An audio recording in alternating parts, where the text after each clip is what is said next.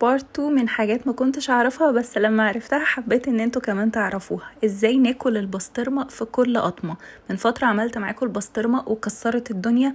عايزه اقول لكم من احلى الحاجات اللي عملتها. البسطرمه من اكتر الحاجات اللي بنحبها قوي في الاكل بتاعنا. لما نزلت فيديو البيتزا وقلت لكم بحط ايه على الوش، ناس كتير معرفتش وفي ناس اكتر عرفت. دي بسطرمه مفرومه. عايزه اقول لكم بحب قوي اعمل التركايه دي فيها، عشان بتخلي ان كل قطمه اكلها الاقي فيها بسطرمه. بجيب البسطرمه بتاعتي دي اللي احنا كنا عاملينها مع بعض، طلعتها من الفريزر، قطعتها بالمقص كده.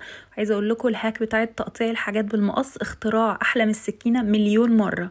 حطيتها في الكبه وبدات ان انا افرمها كويس قوي لغايه ما بقيت شبه اللحمه المفرومه كده معايا. عايزه اقول لكم بستخدمها في كل حاجه ولاي حاجه. طريقه حفظها ايه؟ بحطها في علبه مقفوله كويس واحطها في الفريزر واطلع منها واخد على قد استخدامي. في البيض، في المكرونات مع البيض المفقوش كده الصبح، في المكرونات، في الفطير الشرقي، الكريب، البيتزات، كل حاجة ممكن تتخيلوها وما تتخيلوهاش. كمان الساندوتشات ممكن نحط شوية صغيرين كده، رشة كده مع فوق الجبنة الرومي ونسيحها في الساندوتش ميكر، نظبط الدنيا على وش البيتزا. عايزة اقول لكم خطيرة وطعمها رهيب. لو عجبتكم التركاية دي اكتبوا لي رأيكم في الكومنتات. باي.